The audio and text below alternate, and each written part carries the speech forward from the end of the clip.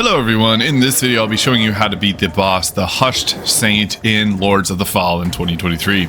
So I summon Pieta, who is right before the boss door. There's 3 other summons you can use, but what's nice about Pieta is she does an area of effect heal that will heal you to full. So I recommend using her for this fight because it does make it easy, and she's a really good tank as well. She should last you to the second phase of this fight where he starts to bring in the ice damage. So with this, if you're using the summon, it's going to be easy. She just healed me right there. I had my low health and she already brought it back up to full. So that was nice.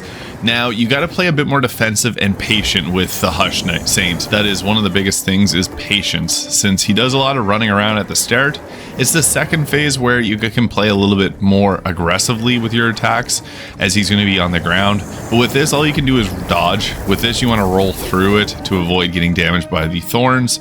And a little thing to note, you can go into Umbral and you can pick up the little parasites to stagger the Hushed Saint. So it's okay if you go down into the Umbral form early. You can take advantage of some of those, stagger him, and set up some critical attacks. Now he does that javelin throw attack, and that's your chance to jump in there. He's going to be doing a couple of those wide swings that he did. You can dodge, roll through those, and you can still hit him when he goes down through that tree. So whenever he teleports away, make sure you're still swinging at him, because you can get some damage in that you might not have otherwise. When he's on his horse, you can't damage him.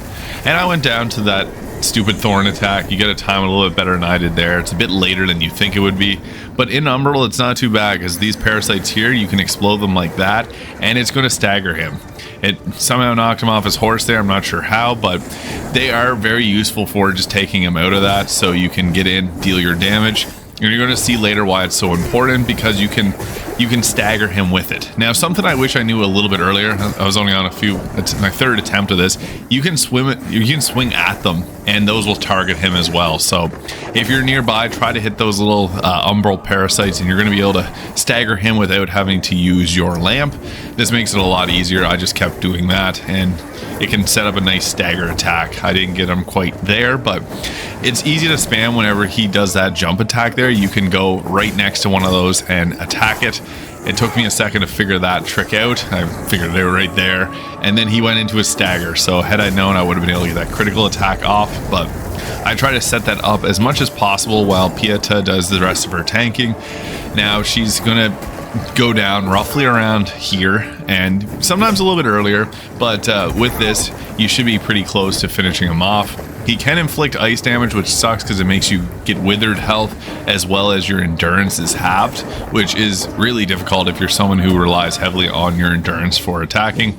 Now, I try to stay as close as possible to those little parasites during this umbral phase of the fight, since you can swing at them and set up that stun, and it does do a lot of extra help because he can be really quick with his attacks, and just having the ability to get 2 or 3 attacks in, potentially do a critical, can turn the battle relatively quickly.